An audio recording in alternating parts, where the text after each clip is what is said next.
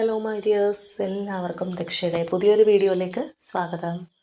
അപ്പോൾ ഇന്നത്തെ റീഡിങ്ങിൽ നമ്മൾ നോക്കാനായിട്ട് പോകുന്നത് നിങ്ങളുടെ വ്യക്തി നിങ്ങളോട് പ്രത്യക്ഷത്തിൽ കാണിക്കുന്ന ഒരു ആറ്റിറ്റ്യൂഡ് തന്നെയാണോ അവരുടെ മനസ്സിനകത്തുള്ളത്, അവരുടെ മനസ്സിനകത്തുള്ള ഫീലിങ്സ് എന്താണ് എന്നുള്ളതാണ്. അപ്പോൾ ഇത് തീർത്തും ഒരു ജനറൽ റീഡിംഗ് ആണ്, അതുപോലെ തന്നെ ടൈംലെസ് ആണ്, ജെൻഡർലെസ് ആണ്. സോ നിങ്ങൾ ഈ വീഡിയോ കാണുന്നത് എപ്പോഴാണോ അപ്പം മുതൽ നിങ്ങൾക്കിത് വാലിഡായി തുടങ്ങുന്നതായിരിക്കും. അതുപോലെ തന്നെ ഇവിടെ വരുന്ന എനർജീസ്, സിറ്റുവേഷൻസ്, ക്ലൂസ് ഇതെല്ലാം നിങ്ങളുമായിട്ട് റെസനേറ്റ് ചെയ്യുന്നതാണെന്നുണ്ടെങ്കിൽ തീർച്ചയായിട്ടും ഇതൊരു ഗൈഡൻസായി എടുക്കുക, അല്ലാന്നുണ്ടെങ്കിൽ വിട്ടുകളഞ്ഞേക്കുക.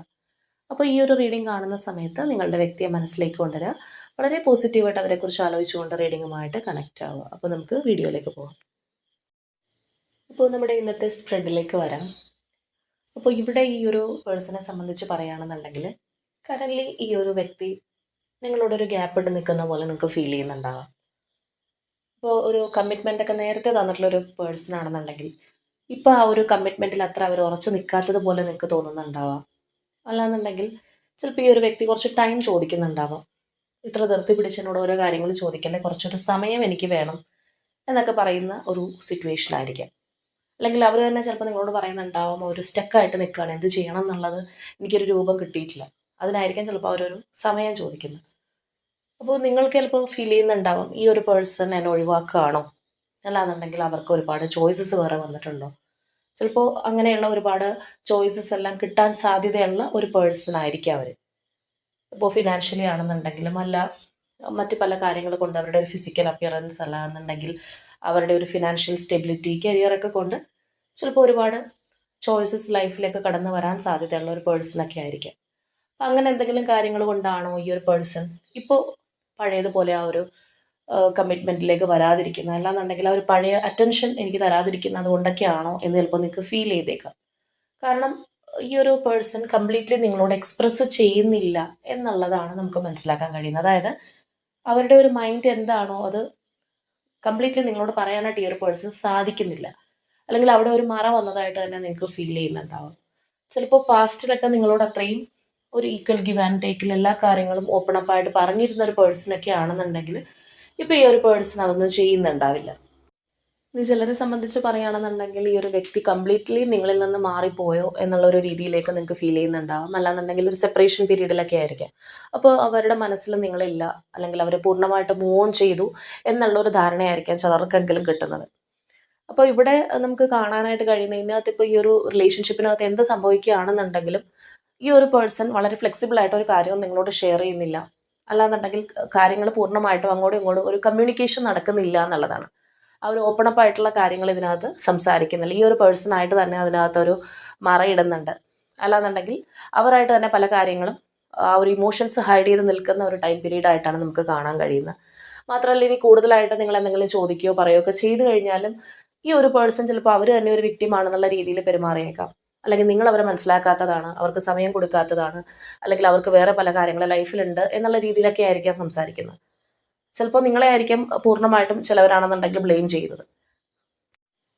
അപ്പോൾ ഈ ഒരു വ്യക്തി കുറച്ച് ഈഗോയിസ്റ്റിക് ആയിട്ട് നിൽക്കുന്ന പോലെ, അല്ലെങ്കിൽ ഒരു പിടിവാശി പിടിക്കുന്ന പോലെയൊക്കെ നിങ്ങൾക്ക് തോന്നുന്നുണ്ടാവും. അല്ലെങ്കിൽ നിങ്ങൾ തന്നെ വിചാരിക്കുന്നുണ്ടാവും, എന്ത് കാര്യമാണെന്നുണ്ടെങ്കിൽ അവർക്ക് ഓപ്പണായിട്ട് പറഞ്ഞുകൂടെ, അല്ലാന്നുണ്ടെങ്കിൽ പരസ്പരം ഇരുന്ന് സംസാരിച്ചുകൂടെ എന്ന് നിങ്ങൾ തന്നെ വിചാരിക്കുന്നുണ്ടാവും. പക്ഷേ ഈ ഒരു പേഴ്സൺ അതിനൊന്നും ഒരു പിടി തരുന്നില്ല. നിങ്ങളെ മനസ്സിലാക്കാനായിട്ട് ഈ ഒരു വ്യക്തിക്ക് ഇപ്പോൾ കഴിയുന്നില്ല എന്നുള്ള ഒരു രീതിയിലായിരിക്കും ഇപ്പോൾ ചിലവർക്കെങ്കിലും ഇത് പോയിക്കൊണ്ടിരിക്കുന്നത്. മാത്രമല്ല ഈ ഒരു പേഴ്സൺ മറ്റേതെങ്കിലും കാര്യങ്ങൾക്ക് കൂടുതലായിട്ട് ഒരു ടൈം ഇൻവെസ്റ്റ് ചെയ്യുന്ന പോലെ നിങ്ങൾക്ക് തോന്നുന്നുണ്ടാവും. നിങ്ങളെ ഒട്ടും കെയർ ചെയ്യുന്നില്ല, ഒരു പഴയ പ്രയോറിറ്റി തരുന്നില്ല. പക്ഷേ ഈ ഒരു വ്യക്തിക്ക് വേറെ പല കാര്യങ്ങൾക്ക് സമയമുണ്ട്. ഇപ്പോൾ ചിലരെ സംബന്ധിച്ച് പറയുകയാണെന്നുണ്ടെങ്കിൽ അവരുടെ കരിയറിൽ ഫോക്കസ് ചെയ്യുന്ന പോലെ നിങ്ങൾക്ക് തോന്നിയേക്കാം, അല്ലെങ്കിൽ ഫിനാൻഷ്യലി ഉള്ള കാര്യങ്ങൾക്ക് കൂടുതൽ ഫോക്കസ് ചെയ്യുന്ന പോലെ തോന്നിയേക്കാം. ഇനി ചിലർക്കാണെന്നുണ്ടെങ്കിൽ അവരുടെ ഒരു ഫാമിലിയോ അല്ലെങ്കിൽ മറ്റേതെങ്കിലും ഒരു റിലേഷൻഷിപ്പിനകത്ത് ഇവർ എൻഗേജ്ഡ് ആയോ എന്നുള്ള ഒരു രീതിയായിരിക്കാം നിങ്ങൾക്ക് തോന്നുന്നത്. അപ്പോൾ ഇവിടെ നിങ്ങൾക്ക് തരുന്ന ഒരു സമയം ഇവർ വളരെയധികം കുറച്ചിട്ടുണ്ട്, അല്ലെങ്കിൽ അറ്റൻഷൻ നിങ്ങളിൽ നിന്ന് മാറിയിരിക്കുന്നതായിട്ട് നിങ്ങൾക്ക് തന്നെ തോന്നുന്നുണ്ടാവാം.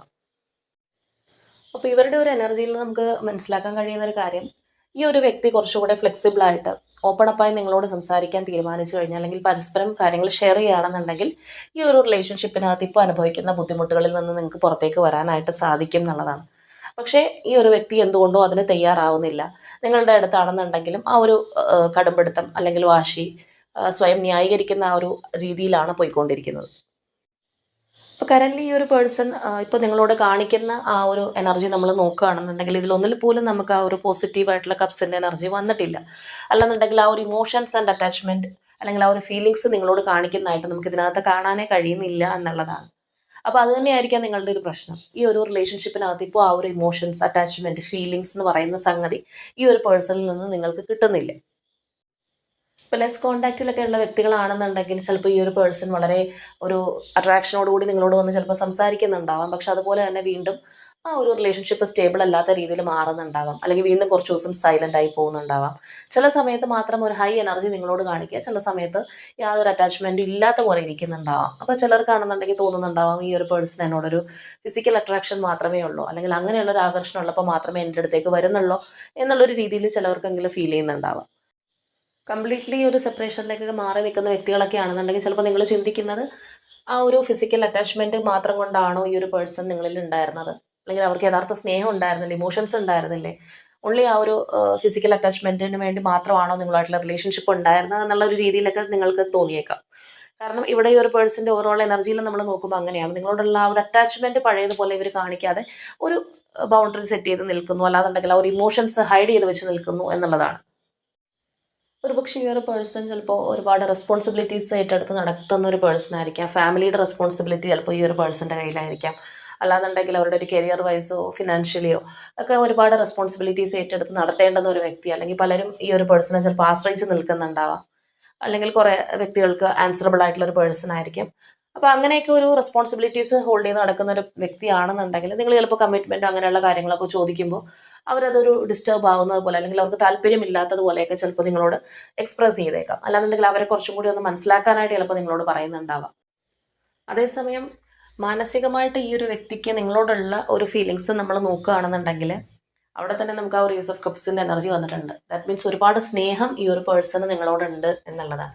അപ്പോൾ നമ്മൾ ഇത്ര നേരം അവർ പ്രത്യക്ഷത്തിൽ കാണിക്കുന്ന, അല്ലെങ്കിൽ ഈ ഒരു റിലേഷൻഷിപ്പിനകത്ത് അവർ ഏതൊക്കെ രീതിയിൽ പെരുമാറുന്നു എന്നുള്ള കാര്യമാണ് പറഞ്ഞതെങ്കിൽ മാനസികമായിട്ട് നമ്മൾ നോക്കുമ്പോൾ അവിടെ ഒരു കപ്സിൻ്റെ എനർജി കാണാം. പക്ഷെ നമ്മൾ പ്രത്യക്ഷത്തിൽ ഉള്ള അല്ലെങ്കിൽ ആ ഒരു കറൻറ്റ് എനർജി നിങ്ങളോടിപ്പോൾ കാണിച്ചുകൊണ്ടിരിക്കുന്നതിൽ നോക്കിയപ്പോൾ നമുക്ക് ഒരു കപ്സിൻ്റെ എനർജി പോലും പോസിറ്റീവായിട്ട് വന്നില്ല എന്നുള്ളതാണ് നമ്മൾ പറഞ്ഞായിരുന്നു. പക്ഷേ ഇവിടെ തീർച്ചയായിട്ടും അവരുടെ മനസ്സിനകത്ത് നിങ്ങളോട് ഒരുപാട് സ്നേഹം സൂക്ഷിക്കുന്നതായിട്ട് നമുക്ക് കാണാം. അപ്പോൾ മാനസികമായിട്ട് നിങ്ങളോട് ഒരുപാട് അറ്റാച്ച്മെൻറ്റ് അല്ലെങ്കിൽ ഒരുപാട് ഇഷ്ടം, സ്നേഹമൊക്കെ ഈ ഒരു പേഴ്സണ് ഇപ്പോഴും നിങ്ങളോടുണ്ടെന്നുള്ളതാണ്. അത് മാത്രമല്ല ഈ ഒരു റിലേഷൻഷിപ്പ് ഇപ്പോൾ ചിലപ്പോൾ സെപ്പറേഷനിൽ നിൽക്കുന്നവരായിരിക്കാം, ലെസ് കോൺടാക്റ്റിൽ പോകുന്നവരായിരിക്കും. എങ്ങനെയാണെന്നുണ്ടെങ്കിലും പൂർണ്ണമായിട്ടും വിട്ട് കളയാൻ, ഒഴിവാക്കി കളയാനായിട്ട് ഈ ഒരു പേഴ്സണ് കഴിയില്ല എന്നുള്ളതാണ്. ആ ഒരു 9 of Wands എനർജി പോലെ തന്നെ അവർ വെയിറ്റ് ചെയ്ത് നിൽക്കുകയാണ്. അല്ലാന്നുണ്ടെങ്കിൽ അവരുടെ ഒരു പ്രതീക്ഷയുണ്ട്. ഒരിക്കലും ഈ ഒരു റിലേഷൻഷിപ്പിൽ നിന്ന് പൂർണ്ണമായിട്ട് അത് താഴെ ഇറക്കി വെച്ച് പോകാൻ ആഗ്രഹിക്കുന്ന ഒരു പേഴ്സൺ അല്ല. ഈ ഒരു റിലേഷൻഷിപ്പിൽ ഒരു തരത്തിലും വിട്ട് കളയരുത് എന്ന് ആഗ്രഹിക്കുന്ന ഒരു വ്യക്തിയാണ്. അതായത് കറൻലി ഈ ഒരു റിലേഷൻഷിപ്പിനകത്ത് എന്തൊക്കെ പ്രതിബന്ധങ്ങൾ ഉണ്ടെന്നുണ്ടെങ്കിലും ഈ ഒരു ബന്ധം പൂർണ്ണമായിട്ട് മുറിച്ച് മാറ്റാൻ ആഗ്രഹിക്കുന്ന ഒരു വ്യക്തിയല്ല ഈ ഒരു പേഴ്സൺ. ഇപ്പോൾ നിങ്ങൾ സെപ്പറേഷനിലാണെന്നുണ്ടെങ്കിൽ പോലും നമ്മൾ ആദ്യമേ പറഞ്ഞതുപോലെ നിങ്ങൾ ചിലപ്പോൾ ചിന്തിക്കുന്നുണ്ടാവാം ഇവർ മൂവ് ഓൺ ചെയ്ത് പോയോ. പക്ഷെ മാനസികമായിട്ട് ഈ ഒരു പേഴ്സൺ എവിടെയും മൂവ് ഓൺ ചെയ്ത് പോയിട്ടില്ല, അങ്ങനെ വിട്ട് കളയാനായിട്ട് ആഗ്രഹിക്കുന്നില്ല എന്നുള്ളതുമാണ്. അതുപോലെ തന്നെയാണ് നമ്മൾ നേരത്തെ കണ്ടതുപോലെ ഒരുപാട് സ്നേഹം ഈ ഒരു പേഴ്സൺ ഇപ്പോഴും നിങ്ങളോടുണ്ട് എന്നുള്ളത് തന്നെ നമുക്ക് കാണാനായിട്ട് കഴിയുന്നുണ്ട്. പക്ഷെ അവരത് നിങ്ങളോട് എക്സ്പ്രസ് ചെയ്യുന്നില്ല എന്നുള്ളതാണ്. അതുപോലെ തന്നെ മാനസികമായിട്ട് നമ്മളിവിടെ നോക്കുമ്പോൾ ഈ ഒരു പേഴ്സൺ ചിലപ്പോൾ നിങ്ങളോട് പറയാത്ത പല കാര്യങ്ങളും ഉണ്ടാവാം. ചില കാര്യങ്ങൾ ഒളിപ്പിച്ചു വെച്ചിട്ടുണ്ടാവാം, അല്ലെങ്കിൽ കള്ളങ്ങൾ പറയുന്നുണ്ടാവാം. കാരണം ഇവിടെ നമുക്ക് ആ ഒരു സീക്രസി കാണാനായിട്ട് സാധിക്കുന്നുണ്ട്. അതുപോലെ തന്നെ ഈ ഒരു പേഴ്സൺ കുറച്ച് ഫിയർ ആയിട്ടിരിക്കുന്ന ഒരു അവസ്ഥയാണ്. അവർക്കൊരു ഭയമുണ്ട്. അപ്പോൾ ഒന്നില്ലാന്നുണ്ടെങ്കിൽ ഇതിനകത്തൊരു സ്ട്രോങ് തേർഡ് പാർട്ടി നിലനിൽക്കുന്ന ഒരു റിലേഷൻഷിപ്പ് ആയിരിക്കും. ഒരു പക്ഷേ ചിലർക്കെങ്കിലും അവരുടെ ഒരു ഫാമിലി തന്നെയായിരിക്കും തേർഡ് പാർട്ടി ആയിട്ട് നിൽക്കുന്നത്. നിങ്ങളോട് എല്ലാ കാര്യങ്ങളും ഓപ്പൺ ആയിട്ട് ഈ ഒരു പേഴ്സൺ പറയാതെ ഇരിക്കുന്ന ഒരവസ്ഥയായിരിക്കും. അല്ലെങ്കിൽ അവരുടെ ഒരു സാഹചര്യം പോലും ചിലപ്പോൾ നിങ്ങളോട് നേരത്തെ നമ്മൾ പറഞ്ഞതുപോലെ ഓപ്പണായിട്ട് പറയാത്തതായിരിക്കും, ഷെയർ ചെയ്യാത്തതായിരിക്കും. കാരണം മാനസികമായിട്ട് അവർക്ക് ഒരുപാട് സംഘർഷങ്ങളുണ്ട്, അല്ലെങ്കിൽ നിങ്ങളോട് തുറന്ന് പറയാത്ത കാര്യങ്ങളുണ്ട് എന്നുള്ളത് തന്നെ നമുക്ക് കാണാൻ കഴിയുന്നുണ്ട്. രഹസ്യങ്ങൾ ഇതിനകത്തുണ്ട്. പക്ഷേ ഈ ഒരു പേഴ്സൺ അത് നിങ്ങളോട് ഓപ്പണായിട്ട് പറഞ്ഞാൽ കൊള്ളാം എന്നുള്ളൊരു ആഗ്രഹം നമുക്കിവിടെ കാണുന്നുണ്ട്. നിങ്ങളുടെ എല്ലാ കാര്യങ്ങളും ക്ലാരിറ്റിയോടുകൂടി സംസാരിക്കണം എന്ന് തന്നെയാണ് അവർ ആഗ്രഹിക്കുന്നത്. അപ്പോൾ എങ്ങനെയാണെന്നുണ്ടെങ്കിലും കറൻലി ഈ ഒരു വ്യക്തി രണ്ട് കാര്യങ്ങൾ ഒരേ സമയം തന്നെ ഡീൽ ചെയ്യുന്നുണ്ടാവാം. ഒന്നിപ്പോൾ നിങ്ങളുമായിട്ടുള്ള റിലേഷൻഷിപ്പാണ്, അല്ലെങ്കിൽ അതിന് അത്രയും ഫോക്കസ് തരുന്നില്ല എന്നുണ്ടെങ്കിൽ പോലും അത് ആ ഒരു വ്യക്തിക്ക് പ്രധാനപ്പെട്ട ഒരു കാര്യം തന്നെയാണ്. അതുപോലെ തന്നെ അവരുടെ ലൈഫിൽ പ്രധാനപ്പെട്ട മറ്റൊരു കാര്യം, അല്ലെങ്കിൽ മറ്റൊരു സിറ്റുവേഷൻ, അല്ലെങ്കിൽ മറ്റൊരു വ്യക്തിയൊക്കെ ഉണ്ടാവാനുള്ള സാധ്യത കൂടുതലാണ്. അപ്പോൾ അത് തന്നെയായിരിക്കും അവരെ കൂടുതലായിട്ടും ഈ ഒരു റിലേഷൻഷിപ്പിനകത്ത് സങ്കീർണമായിട്ടുള്ള രീതിയിൽ കൊണ്ടുപോയിക്കൊണ്ടിരിക്കുന്നത്. ഇപ്പോൾ അവരുടെ ആ ഒരു നിങ്ങൾക്ക് തേർഡ് പാർട്ടി ആയിട്ട് നിൽക്കുന്ന ആ ഒരു സംഭവം എന്താണെന്നുണ്ടെങ്കിലും അതും അവർക്ക് ചിലപ്പോൾ വളരെ പ്രധാനപ്പെട്ട ഒരു കാര്യം തന്നെയായിരിക്കാം. അല്ലെങ്കിൽ ആ ഒരു കാര്യം എന്ത് ചെയ്യണം എന്നുള്ള ഒരു തീരുമാനം എടുക്കാനായിട്ട് ഈ ഒരു പേഴ്സൺ ഇപ്പോഴും കഴിഞ്ഞിട്ടുണ്ടാവണമെന്നില്ല. അപ്പോൾ ആ ഒരു മെൻ്റൽ ക്ലാരിറ്റി ഇല്ലായ്മയാണ് തീർച്ചയായിട്ടും നിങ്ങളുടെ റിലേഷൻഷിപ്പിനകത്തും റിഫ്ലക്റ്റ് ചെയ്ത് കാണാൻ കഴിയുന്നത്. ഇവിടെ നിങ്ങളോടുള്ള ആ ഒരു എനർജി നോക്കുമ്പോൾ നമുക്ക് കാണാം, ചിലവർക്ക് ഇത് ഹസ്ബൻഡ് ആൻഡ് വൈഫ് റിലേഷൻഷിപ്പ് ആയിരിക്കാം, ചിലവർക്ക് അതുപോലെ തന്നെ കമ്മിറ്റ്മെൻറ്റോടുകൂടി മുന്നോട്ട് പോയൊരു ബന്ധമായിരിക്കാം, വിവാഹം കഴിക്കാനായിട്ട് പ്ലാൻ ചെയ്തിരുന്ന വ്യക്തികളായിരിക്കാം. കാരണം ഈ ഒരു വ്യക്തി അവരുടെ ഒരു ഫാമിലി ആയിട്ട്, അല്ലാന്നുണ്ടെങ്കിൽ അത്രയും വേണ്ടപ്പെട്ട ഒരു വ്യക്തിയായിട്ട് തന്നെയാണ് നിങ്ങളെ കാണുന്നത്.